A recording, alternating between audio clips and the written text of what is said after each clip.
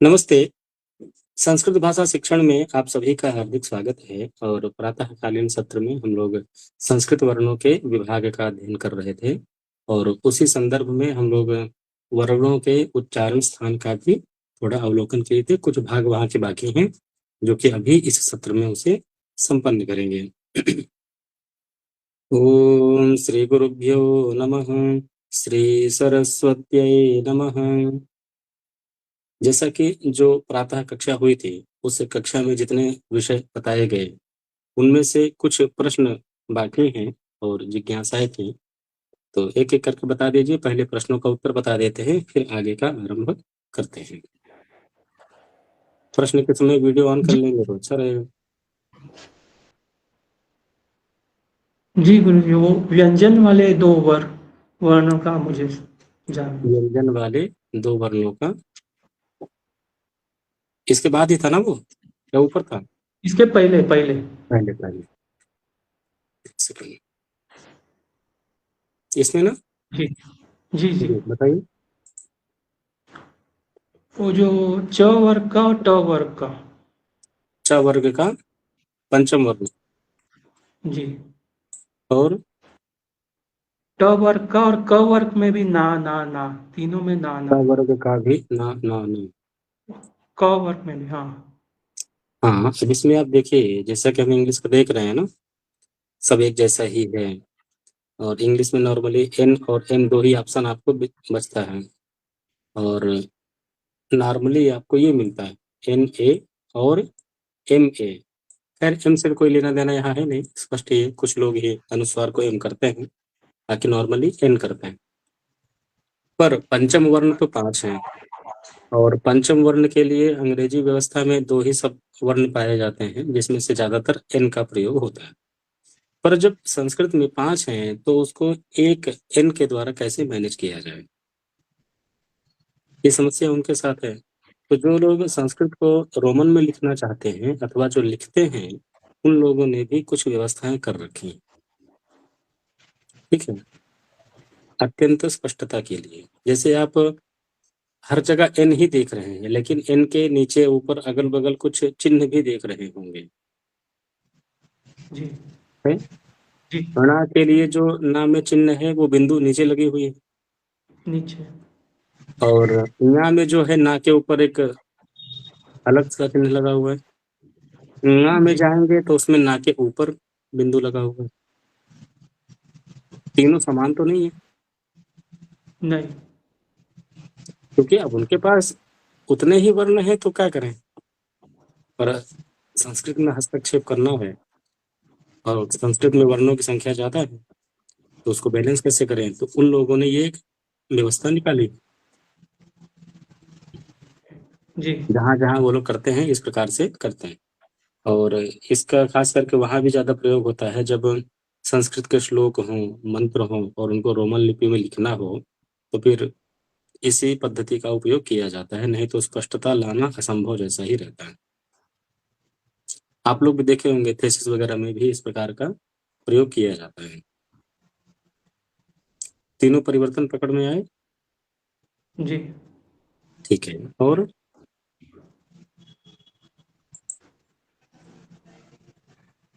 नहीं दूसरा नहीं, फिर इसमें नहीं बाद ना? में है।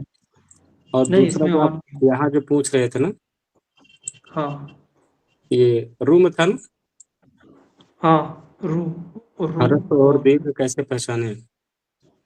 जी हरस रू में देखिए, यहाँ पे एक बार ही घुमा हुआ है। दीर्घ में देखेंगे तो 2 बार घुमा हुआ है। जी ठीक है, और यही जो है कई बार जब टाइप करते हैं तो अलग अलग फ़ॉन्ट के अलग अलग आउटलुक होते हैं। तो उसमें कई बार सिंगल यहाँ है, एक दिखता है उसमें कुछ नहीं दिखता है।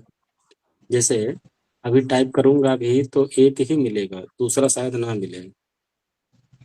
देखता ये, अब इसमें जो टाइपिंग में है वो अंदर की तरफ पूछ है। अब इसका दीर्घ करेंगे तो दीर्घ करने का ऑप्शन ही नहीं है, यहाँ से नहीं है। वो वर्ड वगैरह में जब जाएंगे तो वहाँ चूज करने का ऑप्शन आता है, नॉर्मल कीबोर्ड में वो नहीं है। तो ये समस्याएं थोड़ी सी वहाँ पे मिलती हैं। ठीक है, दूसरे एक जिज्ञासा थी आपकी इसकी, लृ ला की, ठीक है। लो। अब लृ जो लिखा हुआ है स्वर है, और जिस प्रकार से यहाँ लिखा हुआ है एक्चुअली ये स्वरूप नहीं है।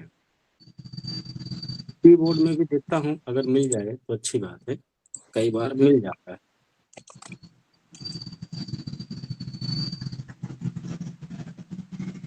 यही कहीं था वो, अभी नहीं मिल रहा। जैसे ला में हम नॉर्मली लृ लगाते हैं ना, जी, वो वर्ड में काम करता है, इसमें नहीं कर रहा है, क्योंकि ये पेन है ना, पेन में विशेष नहीं रहते हैं। तो वो ला में हल्का सा लगा रहता है, वो स्वर है। ये तो ला में ऋ की मात्रा लगी है ऐसा दिख रहा है ना, जी, जैसे का में ऋ की मात्रा लगती है तो क्री हो जाता है, गा जी, में जी, ऋ की मात्रा लगती है तो गृह हो जाता है। वैसे ही ला में ऋ की मात्रा लगी हुई है ऐसा दिख रहा है, लिखा भी वैसा ही है, जबकि वास्तविक स्वरूप ऐसा नहीं है। और रुकिए दिखाता हूँ, शायद उसमें होगा ये, अगर वो गड़बड़ ना हुआ होगा तो। स्क्रीन चेंज करनी पड़ेगी क्या, पता नहीं। इसमें हो सकता है वो चीजें उपलब्ध हों, क्योंकि बनाते समय एक बार प्रसंग आया था कि इसमें है कि नहीं, देखता हूँ होगा तो अच्छी। हाँ, ये इसमें आप देखेंगे तो यहाँ जो रू का चिन्ह लृ है, हाँ, अंतर है ना, जी, जी, दिख रहा है। जी, तो ये लृ का है। अब इसको हम लोग यूपी में, यूपी बोल रहा हूँ मतलब हिंदी क्षेत्र में जो बोलते हैं, आई उण ऋ लृ ऐसा बोलते हैं। साउथ में इसको लृ नहीं बोलते हैं, वहां ओके, बोलते हैं ऋ लो, ऋ। लो, तो लो, मैं जब आरंभ में इसकी रिकॉर्डिंग किया था तो हैदराबाद से मुझे कुछ फोन आए थे कि सर ऋ का उच्चारण गलत है, ऋ ऐसा होना चाहिए। मैं कहा आपकी बात सही है, साउथ में ऋ बोला जाता है, नॉर्थ में ऋ बोला जा रहा है। मेरे साथ दो समस्याएं हैं, मैं साउथ का फॉलो करूं नॉर्थ का फॉलो करूं। नॉर्थ का फॉलो करने में कम से कम एक ऑप्शन तो है कि मैं नॉर्थ का हूं तो नॉर्थ वाला फॉलो किया, साउथ वाला भी फॉलो किया जा सकता है क्योंकि साउथ में पढ़ा हूँ, तिरुपति में करीब करीब 10 साल के आसपास पढ़ा हूँ, तो उस हिसाब से भी उसको फॉलो किया जा सकता है। पर दोनों कैसे फॉलो करूं, इधर करूं तो उधर वाले नाराज, उधर करूं तो इधर का नाराज, जबकि रिकॉर्ड कर चुका। तो मैं कहा चलो कोई बात नहीं, अब हमारे यहाँ जैसा चल रहा था वैसा मैं कर दिया, पर अगर कहीं संदर्भ बनेगा तो इस बात को प्रस्तुत अवश्य करूंगा। रंग वहां जी, बोलते हैं। और ये स्वतंत्र स्वर है, लाम में लगा हुआ कोई री नहीं है। और ओके, पुस्तकों में भी स्वतंत्र, हाँ स्वर ही है। अगर लाम में री की मात्रा लगी होती तो स्वर कैसे होता वो, ये तो री स्वर हुआ ना, री थोड़ी स्वर हुआ। वही कंफ्यूजन है। ठीक है। अभी अभी जो पीडीएफ आप देखे उसमें भी ला में रू लगी हुई थी, ये स्वरूप तो नहीं था, नहीं, तो इसलिए कंफ्यूजन होता है। और जी, पुस्तकों में भी जो गीता प्रेस के द्वारा प्रकाशित है, लक्ष्य सिद्धांत कौमुदी या बाकी भी देखेंगे तो लगभग ला में ही रू की मात्रा लगा दिए हैं, ला में ही रू ओके, की मात्रा लगा दिए हैं। अब जब प्रकाशन ही ऐसा है, देखने वाला व्यक्ति क्या समझेगा, शंका नहीं होगी। जी, शंका होना स्वाभाविक है कि जब आप, जैसे देखिए वहां लिखा हुआ है, अब इसी को मैं लिख दूंगा अगर यहाँ पे लृ ऋ गुरु मृ गुरु, सभी में तो ऋ की मात्रा ही ना लगी है। जी, अब अगर कृ गृ मृ वृ ये है तो इसको भी तो लृ ही बोलेंगे ना। तो जी, जैसे का में ऋ की मात्रा है, गा में ऋ की मात्रा है, वैसे ला में ऋ की मात्रा है। सामान्य क्या कोई भी व्यक्ति यही समझेगा, जी, समझता है ना। अब इसका जब स्वरूप जी, देखेंगे आप, तो इसका स्वरूप देखिए और ऊपर वाले का स्वरूप देखिए, दोनों के लृ में अंतर है कि नहीं, जी, है ना। जी, और अंतर अगर लिखित रूप में नहीं मिलेगा तो लोग कंफ्यूज नहीं होंगे। जी। होंगे ना? समाधान हुआ? और बताइए क्या क्या प्रश्न थे जो नहीं हो पाए थे सॉल्व? जो तो इसमें कौन-सा सेंटेंस आता है ये लूप वाले में? लृ जो वाले का उदाहरण बहुत कम मिलता है, गिने चुने, बहुत ओके, कम। जी, अब जैसे गिन वो इसी के लिए कुछ ही गिने चुने उदाहरण है, जैसे तवलकारा मिल जाता है, लाकृति ही मिल जाता है। अब लाकृति में कहा जाता है, भगवान कृष्ण के लिए कहा जाता है, लृ इव आकृति यस्य सह लाकृति। लृ की तरह जिसकी आकृति है, भगवान जब खड़े होते हैं कैसे खड़े होते हैं? टेढ़े मेढ़े। तो उसको बोला जैसे आकृति बोलते हैं वैसे लाकृति बोलना चाहिए। ल को भी वो संधि होने के बाद लृ को ला गुण हो जाता है। एक्चुअली आ होता है, इस लपर हो जाता है तो ला हो जाता है। तो इसको बो जब इसका जब संधि वर्ड का जब संधि प्रॉपर पढ़ाएंगे तो बता देंगे, अभी संधि मत फंसिए, हाँ, हाँ, ठीक है, ठीक है, क्योंकि वो टॉपिक चेंज हो जाएगा। जिज्ञासा होगी तो ठीक पढ़ा है। देंगे, और आवश्यकता पड़ी तो फिर लघु सिद्धांत दोबारा पढ़ा देंगे। सोचा तो नहीं था दोबारा पढ़ाना पड़ेगा उधर। मैं तो इसको भी नहीं सोचा था ठीक है दोबारा गुरुजी। पढ़ाना पड़ेगा। मैं कहा एक बार डिमांड थी तो पढ़ा दिया, पता नहीं दोबारा। एक बार सामग्री उपलब्ध हो जाए, बार बार एक ही चीज को क्या पढ़ाना है। पर अखिलेश जी नहीं माने, बोले ना हमको तो पढ़ना ही है। स्ट्राइक मचा दिए हाँ। परसों वाली क्लास में। जी। तो अब क्या करें भाई, जब स्ट्राइक मचा देंगे दूसरी क्लासें ना करने देंगे, करना ही पड़ेगा। ठीक है। जी, अब जो जी, दूसरा प्रसंग चल रहा था, वर्णों का उच्चारण स्थान, और जी, काल का तो रहने दीजिए, काल का फिर वही बता देंगे। यहाँ चूंकि संस्कृत ज्यादा है और आपको केवल सारांश ही चाहिए, यहाँ आपको तब ले आएंगे जब वो वाला आपका कॉन्सेप्ट क्लियर होगा, नहीं तो तुरंत यहाँ जी, गति नहीं बढ़ेगी। इसके लिए तो आप, मैं वो शॉर्ट्स डाल दिया था ग्रुप में, मिला? जी, जी, जी, वर्ण वर्ण के उच्चारण स्थान वाला, दो चार बार जी, जी, सुनेंगे तो याद हो जाएगा। और वो जी, कहाँ तक था? दंतोष्ठम द श अनुस्वारस्य, हाँ, ये नासिका वाला नहीं अनुस्वारस्य तक समझ का में आया। विवरण उसमें था। मैं केवल उच्चारण स्थान ही डाला था, बाकी की जरूरत लगी नहीं। जी, और वो इसलिए बनाया था ना कि बच्चों को याद करने में बड़ी दिक्कत हो रही थी, और एग्जाम में पूछ हाँ, लेता है किस वर्ण का कौन सा उच्चारण स्थान है, तो फंसा देता है वो। ओके, तुरंत तो कैसे निष्कर्ष कैसे निकालें? सूत्र याद है तो उसको समन्वय करके किया जा सकता है। कहें अगर आप लोगों को हो गया होगा, या जब कहेंगे कि हमारा स्थान कंप्लीट हो गया तो थोड़ा गेम खेल लेंगे। जी, ओके, ठीक है। तो उच्चारण ठीक है। स्थान अगर क्लियर हो गया हो तो यत्न के बारे में आगे आरंभ किया जाए।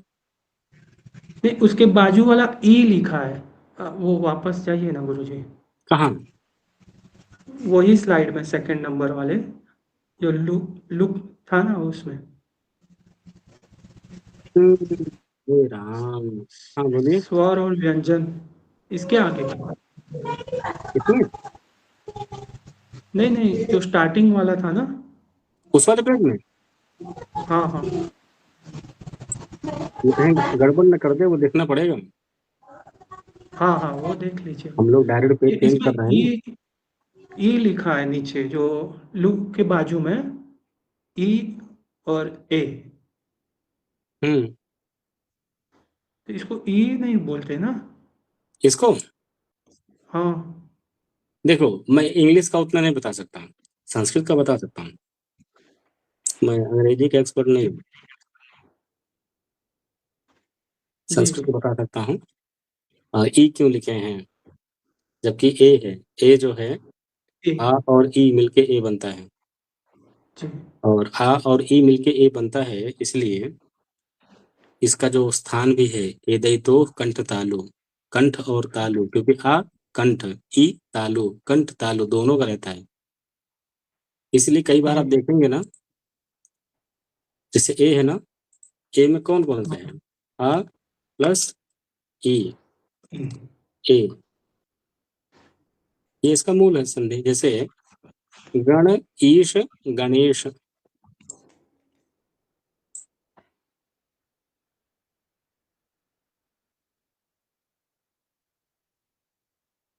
गणे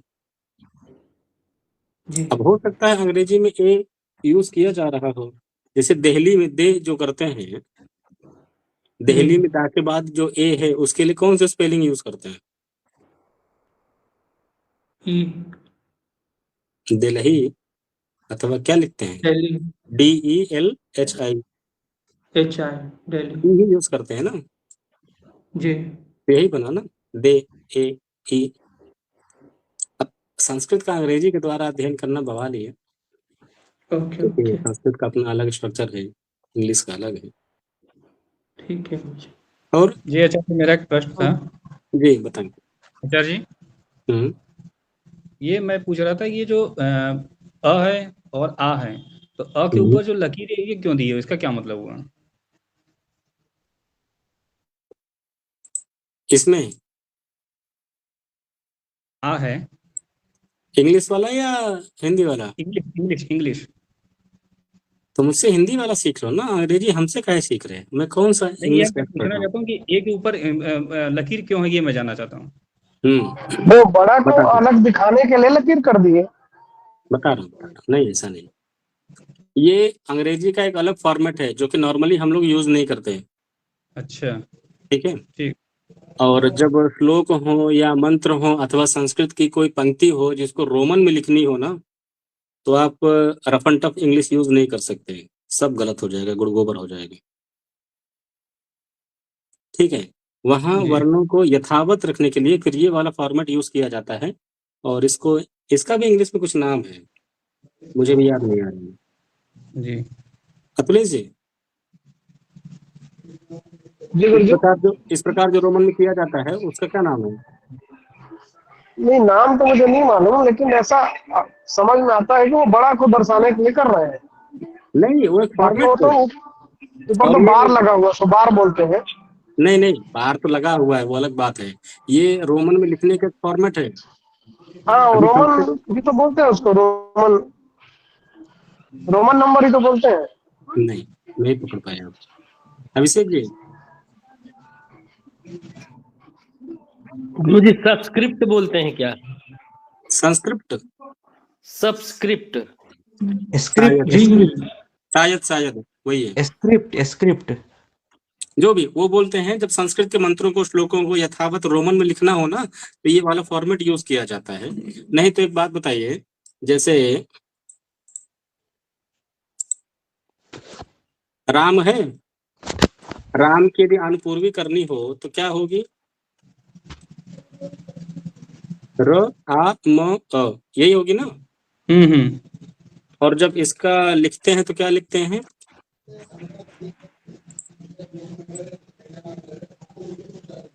राम को इंग्लिश में क्या लिखते हैं? RAM, एक कुछ लोग लिखते हैं RAM भी लिखते हैं। ठीक है, अगर दूसरा वाला भी लिख दिया RAM जाए, नहीं, ये RAM तो तो रामा होगा ना, ये यही ना। रामा कुछ है लोग, पहला कुछ वाला। लोग उसको आ लिखते वाला हैं। है, यहाँ पर जो ये डैश लगा है वो वाला लिखने को बोल रहे हैं। नहीं, दोनों वाला लिखा हुआ मिलता है। क्या लिखते हैं वो मैटर नहीं, क्या लिखा जा रहा है। तो नॉर्थ में देखेंगे तो आपको ये मिलेगा RAM, अभी तो साउथ जी में देखेंगे तो रामा मिल जाएगा आपको, रामा हाँ ठीक है? अब वर्णों को देखिए तो राम में जो आ है वो आ दीर्घ है, माँ में जो आ है वो आ ह्रस्व है, और स्पेलिंग की दृष्टि से जी देखें तो दोनों ए में कोई डिफरेंस है क्या? नहीं है। तो नहीं कैसे पकड़ेंगे? जो व्यक्ति आपके देवनागरी को न देखा है, न सुना है, न कभी समझा है, उसको पता नहीं कि क्या होता है। अब वो इसको क्या पढ़ेगा? रम पढ़ेगा, रामा पढ़ेगा, राम पढ़ेगा, रमा पढ़ेगा, क्या पढ़ेगा? उसके पास क्या डेफिनेशन है?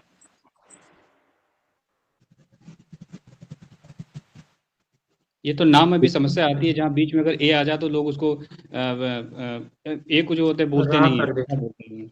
नहीं, मैं वही पूछ रहा हूँ, अगर किसी व्यक्ति को राम नहीं पता, पहले नहीं सुना है, राम जी की जगह कोई भी नाम हो ऐसा, हम्म आपके लिए भी अगर कोई ऐसा शब्द आ जाए जो आप पहले ना देखे हैं, ना सुने हैं, और केवल आपको लिख के दे दिया जाए, हम्म।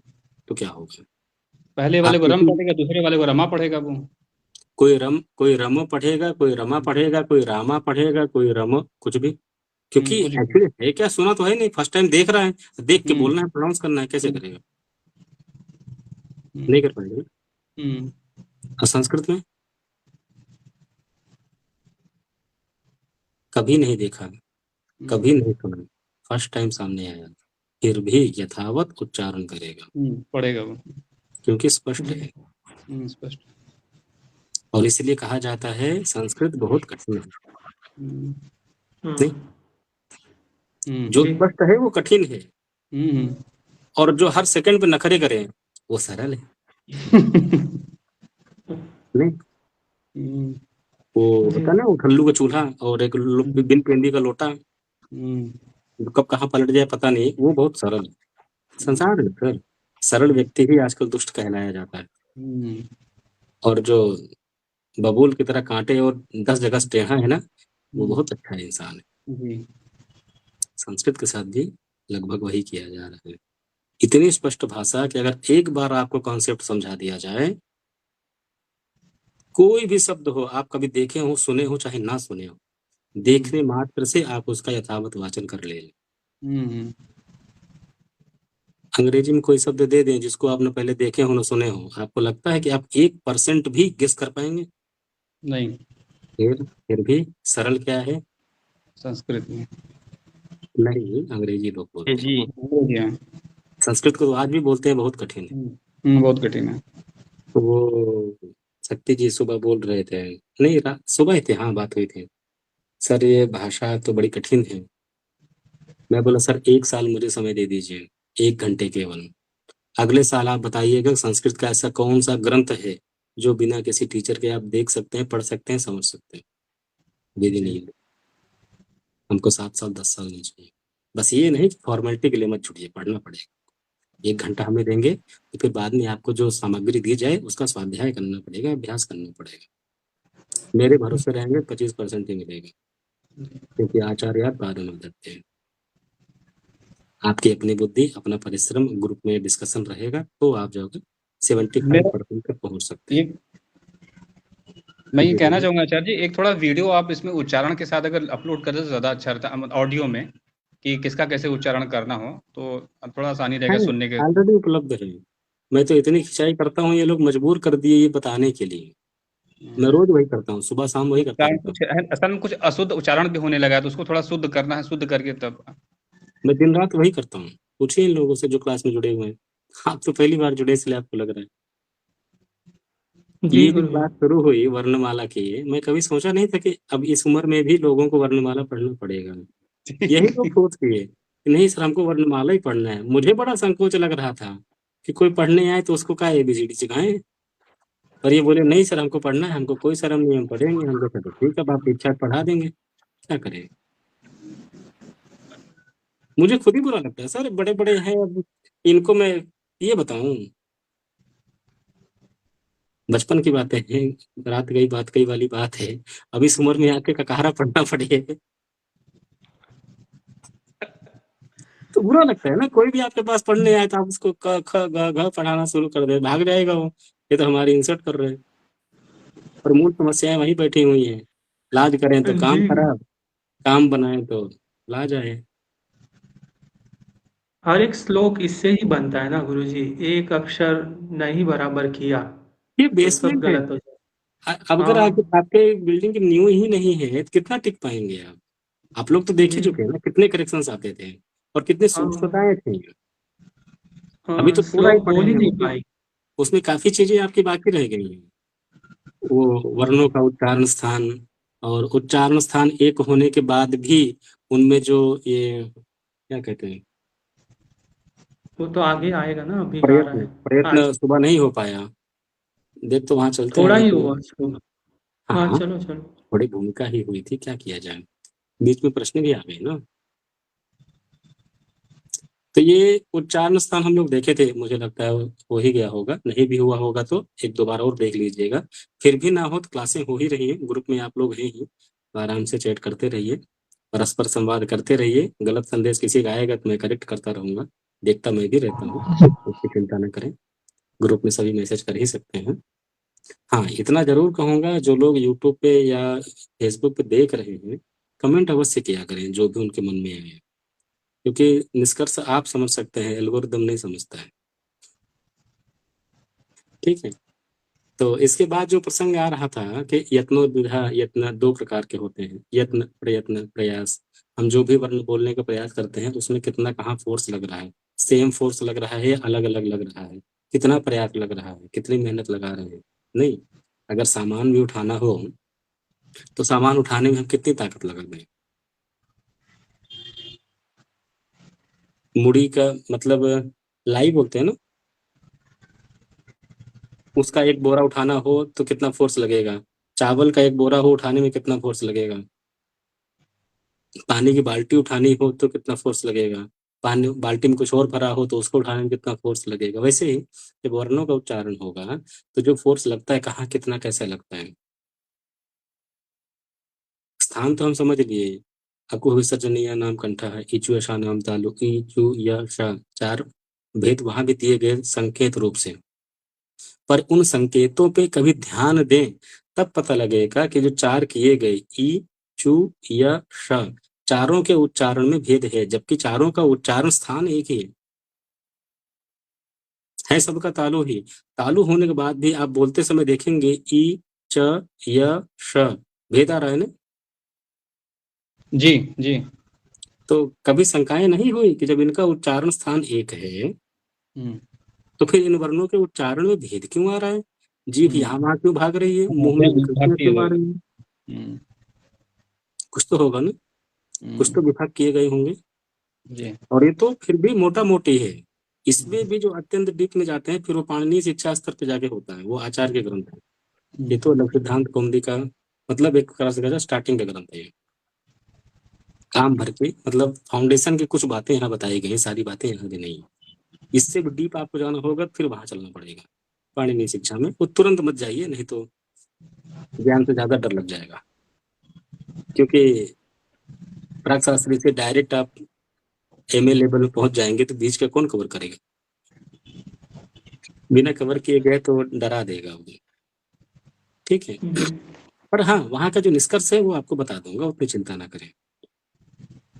जो ग्रंथों में निष्कर्ष है उतना मैं नॉर्मली बताते रहता हूँ, और कदाचित उसी के चक्कर में ये सारी जिज्ञासाएं बढ़ेंगी। अब अच्छा। यहाँ जो यत्न बताया गया, यत्न को प्रयत्न कह सकते हैं, यत्न कहिए, प्रयास कहिए, वर्णों के उच्चारण जितने, वो 2 प्रकार को मिला है, एक तो आभ्यंतर और दूसरा बाह्य। आभ्यंतर और बाह्य में भी कभी कभी जिज्ञासा होती है कि आभ्यंतर मतलब अंदर वाला, बाह्य मतलब बाहर वाला। ऐसा क्या है? वर्ण जब बोलते हैं उसमें कैसे पहचाने कौन अंदर का कौन बाहर का?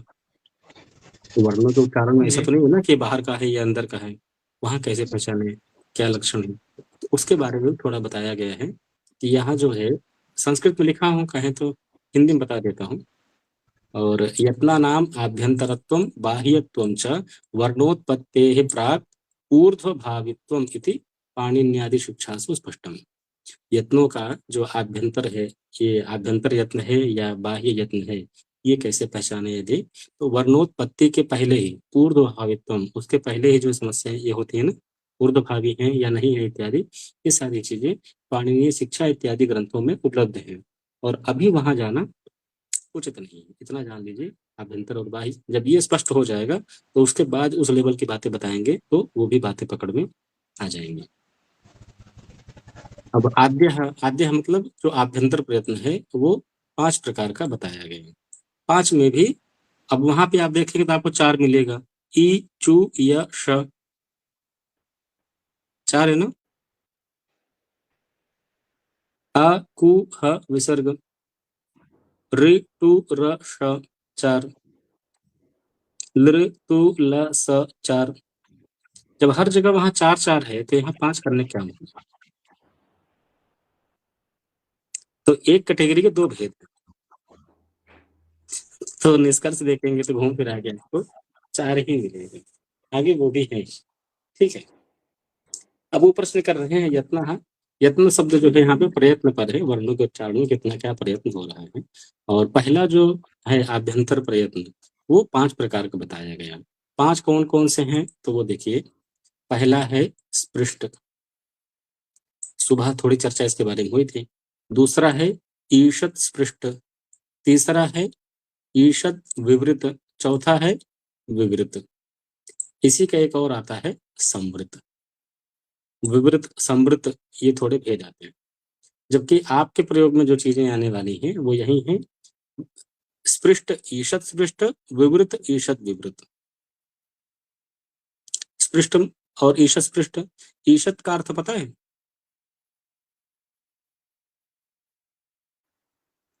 तो आप सुबह बता रहे थे थोड़ा टच करना जल जाएंगे ऐसा। ईषत् शब्द का अर्थ होता है थोड़ा, किंचित। हम्म, ईषत् स्पृष्ट, स्पृष्ट माने स्पृष्ट स्पर्श करना अथवा स्पष्ट किया गया।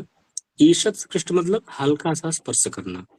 वैसे ही विवृत और ईषद विवृत, विवृत यानी खुलना, ईषद विवृत हल्का सा खुलना, थोड़ा खुलना, मुखों में जो आकृतियां हैं। अब आगे देखेंगे तो और कंफर्म आ जाएगा। संवृत और विवृत जो है उसमें एक भेद आता है, प्रक्रिया और प्रयोग अवस्था।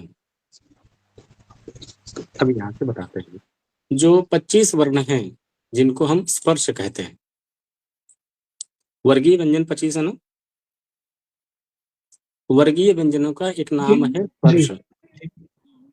स्पर्श संज्ञक वर्ण भी इनको कहा जाता है।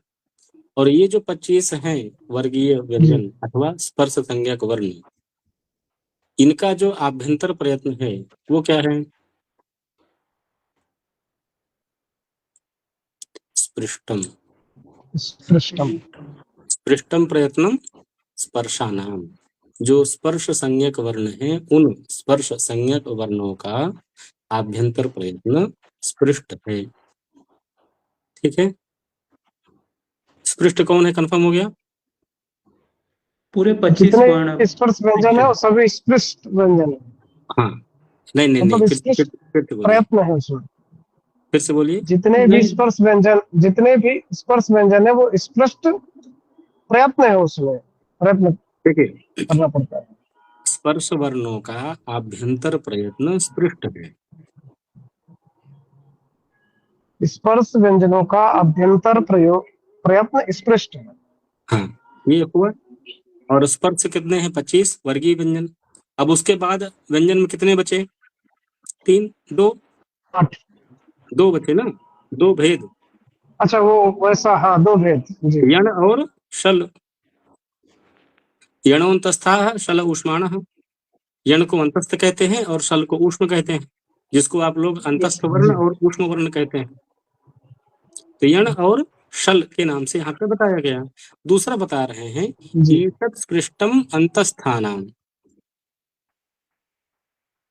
दूसरा जो था ये अंतस्थ वाला, ईषत् स्पृष्टम।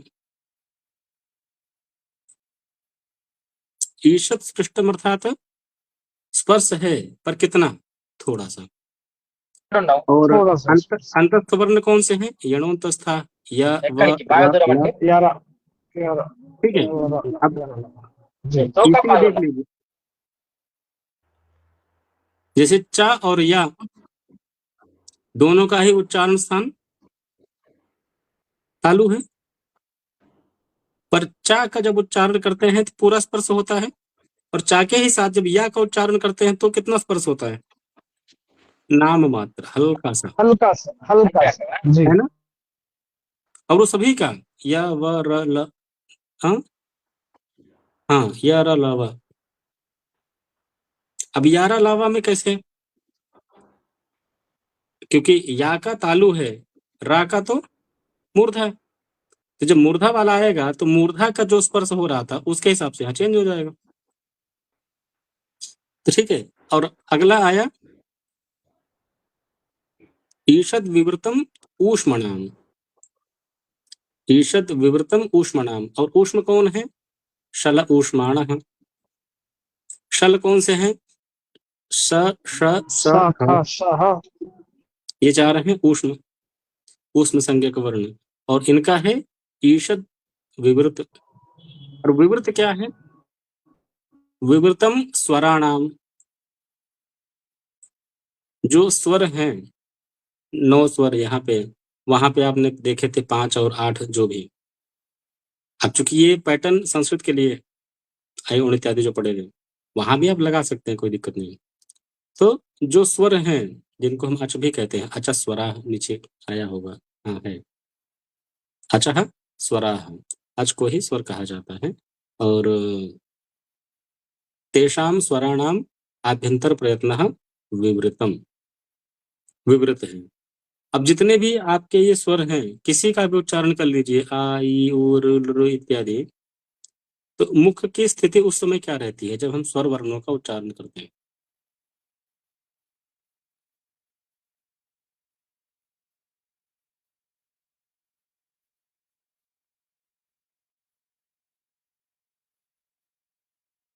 जब हम स्वर वर्णों का उच्चारण करते हैं उस समय हमारे मुख की आकृति या उस समय उसकी पोजीशन क्या रहती है? खुला रहता है मुंह, खुला रहता है मुंह। मुंह खुला रहता है। और जब हम शल वर्णों का उच्चारण करते हैं, श, श, स, ह, विपरीत हो गया, विपरीत हो गया। नेटवर्क आपका जा रहा है और गाड़ी चल रही है, नेटवर्क आ जा रहा है, ठीक है। और जब इसका शल का करते हैं तो शल में क्या आता है? वहां भी विवृत है, पर स्वर वर्णों के उच्चारण में जितना विवार है उतना विवार शल मतलब स्वर में जितना था अच में उतना सल में नहीं है। हाँ। उसमें क्या दिया? ईशत, थोड़ा थोड़ा हल्का सा ईशत विवृतम, इसलिए श, श, स, ह देखेंगे तो मुंह खुला ही रहेगा, पर बहुत हल्का सा। आ, ई, उ चाहे जितना मुंह खोल लीजिए दिक्कत नहीं पड़ता है, ठीक है। अब उसमें एक भेद और आ जाता है, ह्रस्वस्य अवर्णस्य प्रयोगे संवृतम। ह्रस्व अवर्ण का प्रयोग में संवृत होता है। अब संवृत और विवृत का क्या चक्कर है, ये जिज्ञासा अगर हो तो अभी जिज्ञासा होने दीजिए, क्योंकि उस स्तर पे जिज्ञासा अभी आपकी नहीं हो पाएगी। अगर हो गई तो उत्तर दे देंगे, तो पहले समस्या उत्पन्न हो देने दीजिए, समाधान ऑलरेडी है। थोड़ा सा बता दीजिए, थोड़ा सा बता दीजिए, आ और आ में क्या अंतर है? हाँ, आ में आ में क्या अंतर है?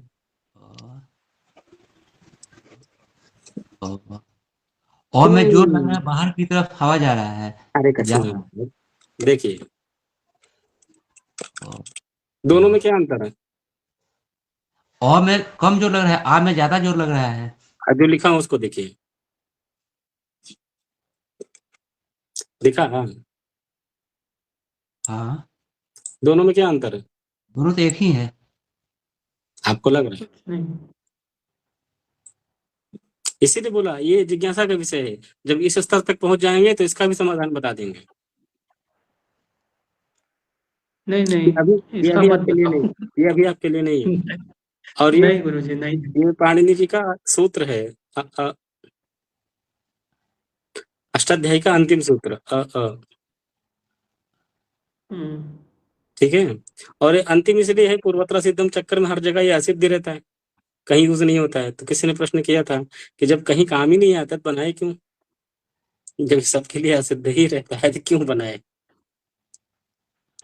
तो अगर उस स्तर तक शंका हो गई तो बता देंगे, और शंका जाननी हो तो सिद्धांत कौमुदी वाली वीडियो देख लीजिएगा, उसमें बता रखा हूँ। थोड़ा पर सा बता दीजिए, सिद्धांत बड़ा नहीं समझ में आएगा, कौतूहल बहुत हो रहा है। बहुत डीप है वो थोड़ा सा वो चीजें ऊपर ऊपर समझ में नहीं आएंगी, वो पूरा पैटर्न है, ठीक है। और सिद्धांत कौमुदी ऐसे समझ में नहीं आएगी, वहां जाइएगा भी मत, क्योंकि लगभग उसकी व्याख्या संस्कृत में है, क्योंकि पढ़ने जी वाले जी, वो सारे अपने बच्चे का भी संस्कृत भाषा काम का नहीं है अभी अपने। नहीं उसमें मत व्याकरण जाइएगा, सीखने के लिए ठीक है। नहीं सीख सकते हैं, अभी तुरंत नहीं। सिद्धांत कौमुदी बच्चों के लिए बिल्कुल नहीं है, बच्चों के लिए लघु सिद्धांत है, चल जाएगा। वहां तो नहीं, वहां जाने के लिए पहले लघु सिद्धांत कर लीजिए और भाषा सीख लीजिए, उसके बाद वहां जाएंगे तो गति होगी। बिना इसको कंप्लीट किए वहां एंट्री करेंगे तो एक हफ्ते में बोर होकर चले जाएंगे, फिर जिंदगी में कभी दोबारा किताब ना खोलेंगे, ठीक है। तो ये स्थिति ना हो ऐसा मैं भी चाहता हूँ। आप पढ़ें, लेकिन पढ़ने के पहले तैयारी करके पढ़ें। और आ सूत्र इतना आसान है कि इसको हर कोई पूछता है, उत्तर नहीं पाता है, ठीक है, प्रसिद्ध बहुत है। तो राजा भोज वाले उसमें कहीं एक उदाहरण आया था कि भोज प्रबंध का उदाहरण बार बार दिया जाता है ना, कि संस्कृतम पूर्वम राष्ट्रभाषा आशीत, ऐसा करके कि पहले संस्कृत राष्ट्रभाषा थी, व्यवहार भाषा थी। तो उसके उदाहरण में बहुत सारे कथानक दिए जाते हैं। तो पाकिस्तान के आसपास का कोई बकरी चराने वाला था। तो उसने किसी पंडित से पूछा, आचार्य से, कि महोदय हमें सारी बात तो पाणिनि की समझ में आ गई, वो जो अंतिम सूत्र उन्होंने बनाया था उसका तात्पर्य समझ में नहीं आया, वो क्यों बनाया? क्योंकि वो पूर्वोत्तर सिद्धम के चक्कर में सबके लिए असिद्ध ही रहता है, तो बनाया क्यों? तो अगर बकरी चराने वाला इस लेवल पर पहुंच सकता है, तो अगर व्यवहार भाषा नहीं होती, बकरी चराने वाला ये गंभीर प्रश्न को नहीं कर पाता। क्या करता है? हमें जी साइलेंट कर लीजिए, ठीक है? तो ये चक्कर में अभी मत पड़िए, तो बाद में बता दूंगा अगर वहां तक पहुंच गए तो। अभी आपके लिए 4 चीजें ही काम की हैं, चीजें निकाल कर रखिए। ठीक है? स्पृष्ट, ईषत् स्पृष्ट, विवृत और ईषद विवृत और विवृत, इतना कंफर्म है? इसमें एक लेयर और है, कभी जरूरत पड़े तो बता देंगे।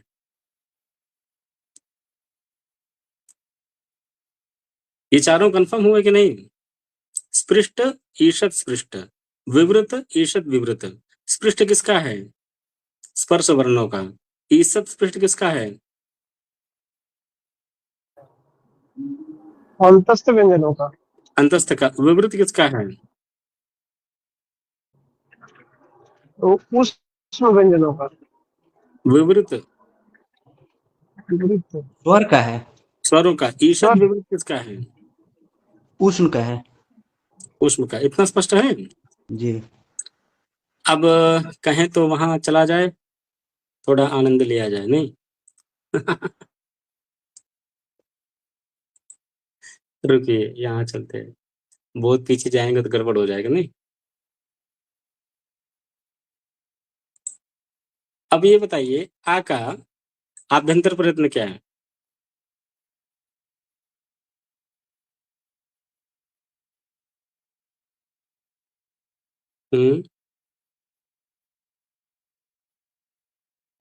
जी। अकुह विसर्जनीय नाम घंटा में जो अ है, उसका आभ्यंतर प्रयत्न क्या है? अभ्यंतर मतलब अभी जो पढ़ रहे थे, उसका प्रयोग। आभ्यंतर प्रयत्न क्या है? अभी नहीं पढ़े? स्पृष्ट, ईषद स्पृष्ट, उसका नाम क्या है? आभ्यंतर प्रयत्न। तो आ का क्या है? विपरीत। विपरीत। अच्छा, विपरीत है। विवृतम जी। स्वराणाम, ठीक है। तो फिर का क्या है? स्पृष्ट। स्पृष्ट। और ख, ग, घ, ङ, इसका स्पृष्ट। सबका स्पृष्ट। सबका स्पृष्ट है, तो बहुसंख्या में है ये। आ का उष्ट। उष्ट विपरीत है। इष्टम स्पृष्ट ना? तो आ का तो विपरीत है ना गुरुजी? सच में नहीं गुरुजी, फिर से एक बार बता दीजिए। आ और हा में कोई अंतर नहीं है, नहीं होता तो अलग अलग क्यों करते हैं? अच्छा, हाँ बोल रहे हैं, हाँ। हाँ, उसका हल्का उसका वाला तो है। ईसत ईसत विपरीत है ना? ईषद विवृत है। वाह, ईषद बढ़िया विवृत। पकड़े। ईश्वर। चलिए, ई का क्या है? ई का स्प्लिट स्प्लिट स्प्लिट तो है। हाँ, अच्छा, विपरीत है, विपरीत। धन्य हो महाराज, अब नहीं पढ़े, अब नहीं भूल गए। चलिए, चाचा जाजा यहाँ इनका स्पृष्ट है। सजाइया का स्पष्ट या का या अंतस्पृष्ट। ईसत नहीं नहीं वो या का, नहीं, हाँ। ईसत नहीं, अंतस्पृष्ट है ये। अंतस्पृष्ट क्या है? कुछ नहीं है। ईसत ईसत स्पृष्ट। स्पृष्ट है, ईसत स्पृष्ट। ईसत पृष्ठ ईसत और का स्पृष्ट। ईसत का किसका गुरुजी? अंतः विपरीत। ईसत विपरीत है। ईसत ईसत स्पृष्ट विपरीत। सा ना, विपरीत है, ईसत विपरीत। ईसत पकड़े कैसे? अब देखिए, जुगाड़ लगाएं, काम बनाएं। ये है ना ऊपर डब्बा,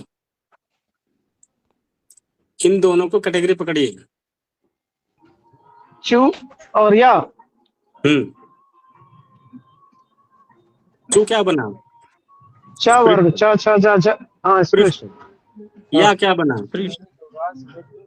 यस या क्या बना? स्पृष्ट। तो आप यदि नंबरिंग करना चाहें 1 2 और 3 4 स्पृष्ट या तो ईसत स्पृष्ट स्पृष्ट। ईषद हाँ। विवृत इसी क्रम से वहां दिया गया है ना। रुकिए दिखाता हूँ कहाँ गया। स्पृष्ट स्पृष्ट। ईषद स्पृष्ट ईषद विवृत 4 है। 4 को ही यहाँ पे आप देख लीजिए।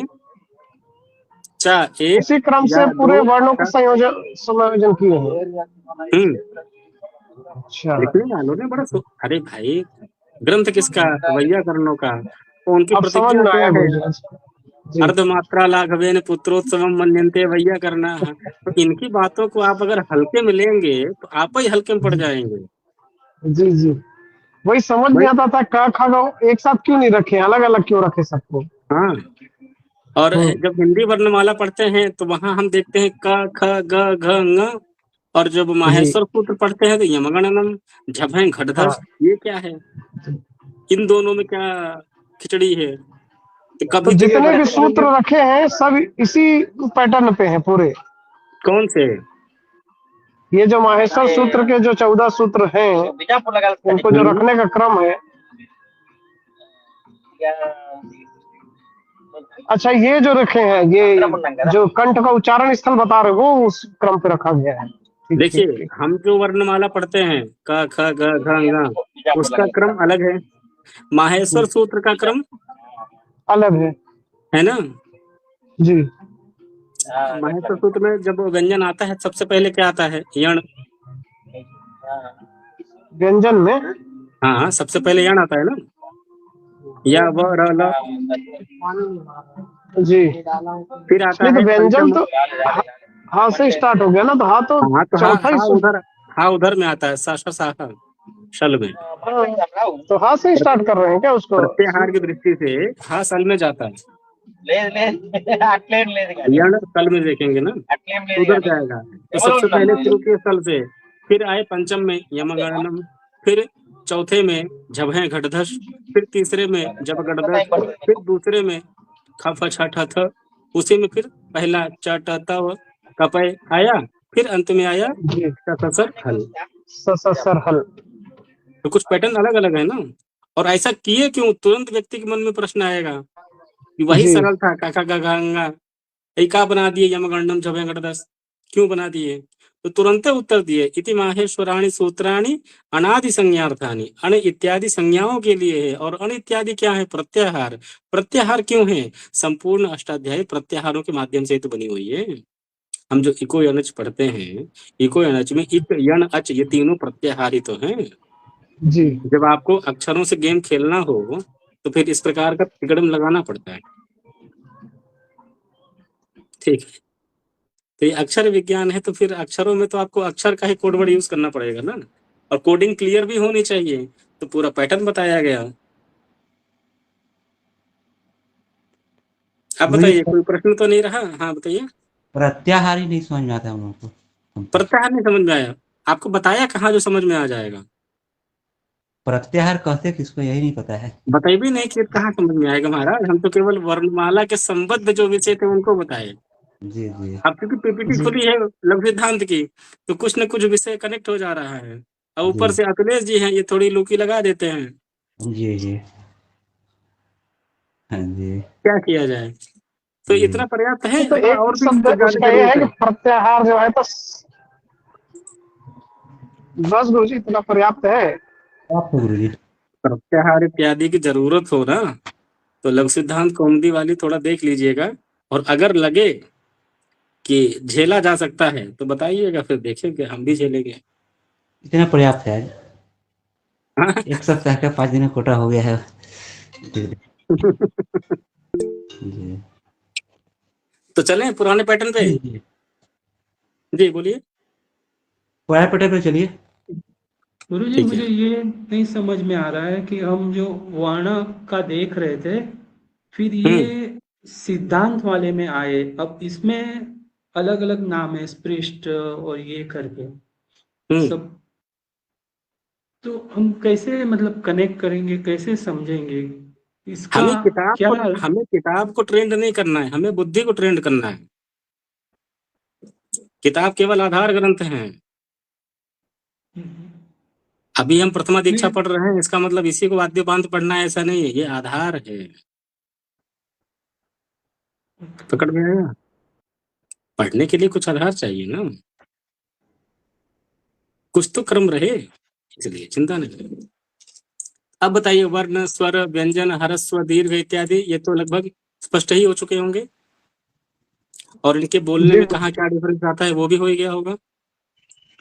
ये आचार्य जी, मैं ये पूछना चाहता था हम्म, कि ये जो ऊपर आइए, ऊपर थोड़ा सा, यहाँ पे जो ये 5 लिखा हुआ है, अ, ई और हम्म। री, मैंने कहीं 4 पढ़ा, यहाँ 5 लिख रहा है, इसमें री भी है क्या? नॉर्मली ये लोग यूज नहीं करते लिरिक को, क्योंकि लिरिक के उदाहरण लौकिक में बहुत कम मिलता है। जी। जैसे बोलते हैं ना, टार्च लेकर ढूंढोगे तब भी ना पाओगे, हम्म। उसी लेवल पे लिरिक है। इसलिए नॉर्मली हो सकता है लिरिक का यूज ना करते हो, आ ई उ रू इतने ही तक रुक जाते हैं, क्योंकि रिकार का ही ज्यादा मिलता है, लिरिक का नहीं मिलता है, बहुत कम। अच्छा, मैं ये जानना चाहता हूँ आचार्य जी, जब हम माहेश्वर सूत्र में है लेकिन ना इसका। तो भैया वो लौकिक वैदिक दोनों के लिए है, उनकी तो मजबूरी है ना, रखना पड़ेगा, कैसे स्किप कर देंगे वो। नहीं मतलब स्वर में है वो, उसको छोड़ हाँ, नहीं है, सकते, है, स्वर में है, शामिल है। पर है, लौकिक ऊपर में भी आइए, मिलते हैं, बहुत कम मिलते हैं जी भी। ऊपर आइए आचार्य जी, एक मिनट, इसमें थोड़ा सा ऊपर, ऊपर और थोड़ा ऊपर है, वर्ण में आइए, वर्ण में, स्वर वर्ण में। हे राम। हाँ, बस यहाँ पे जैसे अब उच्चारण हम कर अ, आ, ई, उ, अब यहाँ पे इसको री कहेंगे कि री कहेंगे, ये क्या नहीं समझ में आता मुझे। यहाँ पे 2 बार है, एक तो हरस हो गया, एक दीर्घ हो गया, उच्चारण हाँ, से इसका उच्चारण सही से नहीं हो पाता हम लोगों से। री री री, री ऐसा। क्या करना है इसका? ये प्रश्न अच्छा है, तो यही बता दिया जाए तो अच्छा रहेगा। जैसे अभी तो यहाँ 2 ही बताए ना, हरस्व दीर्घ 2 ही बताया गया है ना, लुक इत्यादि तो यहाँ जी आया नहीं, जी। नहीं। तो हरस्व का बता देते हैं। एक ये मात्रिका, ठीक, हाँ, ये तो मालूम है, 1 मात्रा 2 मात्रा, ठीक है।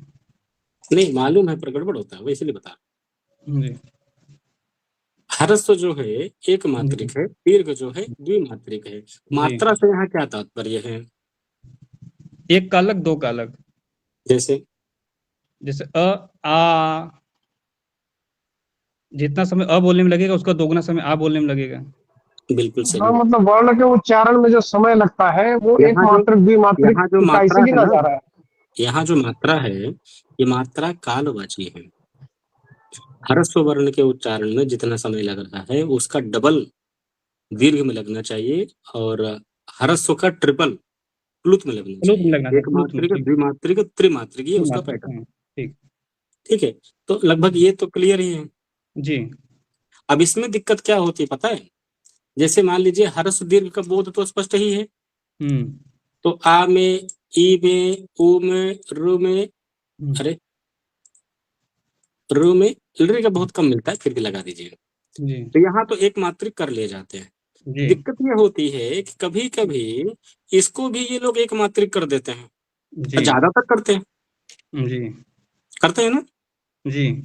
जबकि ए दीर्घ है, द्विमात्रिक है। हम्म अब द्विमात्रिक को अगर एक मात्रिक कर देंगे तो एक मात्रा बच गई, बच गए। तो अब ये एक मात्रा निकलेगी कहाँ? हम्म तो कहीं ना कहीं आ ई ऊ करके मैनेज करेंगे। हम्म भाई जिसकी जो मात्रा थी उसको आपने दी नहीं, और हम्म एक पंक्ति से आगे आप उसको लेके जा नहीं सकते। हम्म हम्म जैसे पृथ्वी में आप चाहे जितना कमा लो, यहाँ से लेके ऊपर नहीं जा सकते, हम्म सब यहीं छूटेगा। वैसे ही हम्म वर्णों में, मंत्रों में किसी वर्ण का यदि आपने कब्जा कर लिया या उसको नहीं दिया, तो उस हम्म पंक्ति से आगे आप लेके नहीं जा सकते, उसको आप वहीं कहीं ना कहीं एडजस्टमेंट करना पड़ेगा। हम्म तो फिर वो कहीं ना कहीं खींच तान के मैनेज करते हैं, हम्म जबकि उसकी जरूरत नहीं है। जो चीजें स्वयं छंदोबद्ध हैं, छंद में निबद्ध हैं, छंद यानी जो गाया जा सके, विधिवत पढ़ा जा सके, सस्वर गाया जा सके, हम्म उसमें भी अगर हमको आ ई ऊ करके मैनेज करना पड़ रहा है, तो समस्या उसमें नहीं है, समस्या पढ़ने के पैटर्न में है। हम्म उसको अगर डिफाइन कर ले गए तो मजा आ जाए। हम्म, ठीक है। जी अ आ ई उ ऊ ऋ ऋ ल ए ऐ ओ औ। टाइमिंग पकड़े रहिए। हम्म जबकि क्या होता है ए आई हम्म ओ औ कर हम्म देते हैं, गलत है। हम्म ओ हम्म दीर्घ है। जैसे हम्म चरणोदकम, महोत्सव। हाँ, महोत्सव ज्यादा अच्छा है। महोत्सव में हो दीर्घ है। हम्म और लोगों को इतनी जल्दी रहती है महोत्सव, तुरंत भागते हैं ओ से। मतलब जितना टाइम माँ पे दिए उतना ही टाइम हो पे भी दे रहे हैं। हो भी दी हाँ। ये सही है क्या? नहीं गलत है। तो गलत है। और जब यही महोत्सव उनको कहीं मंत्र या श्लोक में मिलता है तो वहां भी यही महोत्सव करते हैं, हम्म उनका लय टूटता है। अभी उनको हम्म ये समझ में नहीं आ रहा है कि अगर लय टूट रही है तो लय टूटने का रीजन क्या है। हम्म आपने द्विमात्रिक को एक मात्रिक कर दिया तो एक मात्रा बच गई ना, वो कहाँ जाएगी? हम्म समझ में आया? हम्म। और कुछ? नहीं तो ये बताइए फिर उच्चारण कैसे करें इसे? उ उ री री नहीं, री तो बीच में झटके नहीं दे रहे हैं। वो तो अच्छा। प्राइमरी में सुनाते थे अ आ ई उ ऊ, ये बचपन में पढ़ाया जाता था। हम्म उस बीच में झटके लगते थे, उसकी हम्म, जरूरत नहीं है। जी अब बच्चे नहीं ना है, जी और ना जी ही वो समस्या है कि दूर खड़े हैं बच्चे सुन नहीं पाएंगे, जोर जोर से बोलना हम्म है तो झटके लगाने हम्म पड़ेंगे। जरूरत हम्म नहीं हम्म है। अ आ हम्म ई ई हम्म, उ ऊ ऋ ऋ अच्छा लृ र ए र ऐ हम्म ओ हम्म औ औ अं अ अह। हाँ ठीक इसको आप चाहें तो क्लिप भी बना सकते हैं। जी। इसको एक बार आप रिकॉर्ड करके आचार्य जी ऑडियो करके अपलोड कर दीजिएगा, थोड़ा सा अभ्यास करना है इसका तो ये काम तो थोड़ा। अभिषेक भी कर देंगे, काट के डाल देंगे। अच्छा ठीक है, कर तो दीजिएगा। ग्रुप में आपको डाल देंगे वो। मेरे साथ समस्या सर वही है ना, इतनी स्वर में क्लासेस में बहुत टाइम दिक्कत भी नहीं होती है मिलता है। आचार्य जी, उसमें व्यंजन में दिक्कत नहीं होती, स्वर में बहुत दिक्कत होती है। व्यंजन में दिक्कत नहीं होती ऐसा आपको लगता है? अभी तो शुरुआत है, हम्म आगे चलने दीजिए, हम्म मिलेगी, वो भी मिलेगी। हम्म, जी। ये जो अंग है, अंग होगा कि अम होगा? हम्म। अंग अम। लिखा क्या है? लिखा तो अंग है, इंग्लिश माँ में लिखा लिखा है क्या? अम लिखा है इंग्लिश में। माँ लिखा है क्या? नहीं, इंग्लिश में एम लिखा है क्या? एम तो लिखा है इसमें। एम के साथ भी कुछ लिखा है क्या? हाँ लिखा है। तो फिर हम्म, वो अनुस्वार का द्योतक है। अभी पढ़े थे ना नासिका अनुस्वार से। जी। तो अनुस्वार का उच्चारण केवल नासिका से होगा, ओष्ठ से नहीं। तो जो हम बोल रहे हैं, कैसे माँ कैसे बोल ले जाएंगे भैया? माँ बोलने का क्या लॉजिक है? जब अनुस्वार का उच्चारण स्थान केवल नासिका है तो उसमें ओष्ठ जोड़ने के पैटर्न कहाँ गया है? यहाँ पर भी लिखे दिए ना, माँ के नीचे बिंदी लगा दिए, क्यों लगा? यही यही कारण है कि अधिकांश जगह चला गया रोमन के कारण से, म ही चला गया अधिकांश जगह, यही इसी कारण से। तो गलत है ना, किसी का अनुकरण करो तो आंखें खोल के अनुकरण करो, बंद करके नहीं। फिर अंधभक्त में आ जाते हैं। भक्ति करो पर वो अंधी नहीं होनी चाहिए। एम यही सब चला गया इसमें। अनुस्वार है ना, नाक पे जोर पड़ना चाहिए, कंपन आना चाहिए। केवल नाक से ही है और किसी से नहीं। आ स्वर केवल है प्लस नाक, आप पे नाक लगाइए अंग, ठीक। बस। अब उसमें माँ लगाने की क्या जरूरत है, क्या मतलब है? कोई लॉजिक नहीं बनता है। अब वो बात अलग है कि हर कोई माँ ही बोल रहे हैं, तो उनसे पूछ लीजिए भैया काहे माँ बोल रहे हैं।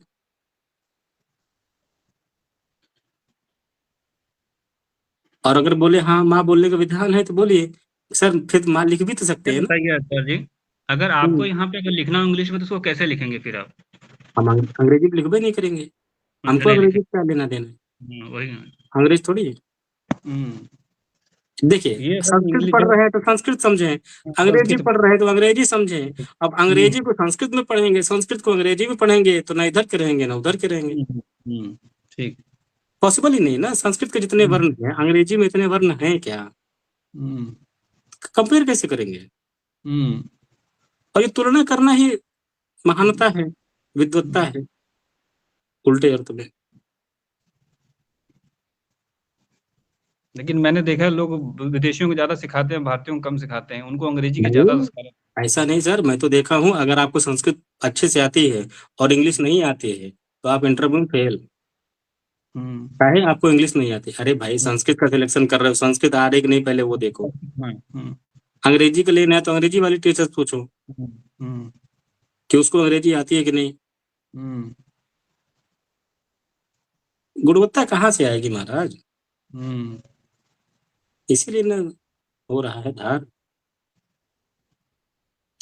हमको जो देखिए प्राइवेट में चीजें हैं, उनको जो काम करवाना है ना, उसी के पर्पज से लोग ढूंढते हैं। उनको इससे मतलब नहीं है कि आपको साइकिल चलाना आता है क्या, कार चलानी आती है क्या, रात में पैदल चल लेते हो क्या, बिना आँख खोले चल लेते हो क्या, उनसे कोई मतलब नहीं है। हमें टाइपिस्ट चाहिए, आपको टाइप करना आता है क्या? हाँ, डिग्री हो डिप्लोमा कोई मतलब नहीं है, कोई मतलब नहीं सर। काम चाहिए सरकारी। आप फॉर्म भर के देखो, नौकरी करके देखो, कुत्ता ना बना दे तो बताना। जॉब भले टीचर की हो, एक बार वर्कलोड देख लो। और यदि आपने गलती से कह दिया ना सर मेरी क्लास थी, तो उसके लिए आपको अलग से गाली पड़ेगी। क्लास के लिए तुमको बनाया गया है, काम कर। तो ये महान आत्मा है। जिस चीज के लिए जो व्यक्ति है, उससे वो अपेक्षा ही नहीं, तभी तो महान होंगे, विश्व गुरु बनेंगे। कैसे? घोड़े से कहेंगे घोड़ा उड़, बाज से कहेंगे ए तो हाँ रथ खींच, हो गया, सब एक समान है। गजब है ना। सबकी अपनी अपनी क्षमता है। जब बनाने वाले ने एक समान नहीं बनाया तो आप कहे एक बनाने के चक्कर में कहते सब एक है। तो हाथ से खाना खाते हो, हाथ पैर दोनों एक ही हैं, पैर से खाना शुरू कर दो, हो गई समानता। हर हर महादेव, हो गई ना। मुंह से खाते हैं, वो भी शरीर का अंग ही है, वहां से भी खाना शुरू कर दो। ये जो लगे हुए हैं ना, ये विकास के लिए नहीं, सर्वनाश के लिए लगे हुए हैं। हम सब एक हैं। कैसे एक हो गए? बनाने वाले भी अगर एक ही बनाना होता ना, इतना नहीं बनता। सबका सम्मान करो, एक नहीं है, कोई एक नहीं है, सब अलग है। किसी का फिंगरप्रिंट तो मैच करता नहीं है, कैसे कर लोगे? मुंडे मुंडे मतिर भिन्ना, प्रत्येक व्यक्ति के मस्तिष्क में विचार भिन्न है। तुंडे तुंडे नवम पयः, प्रत्येक कुएं में अलग अलग पानी है। एक कैसे कर लोगे? विधाता की सृष्टि को बदल दोगे क्या? इतनी पावर आ गई।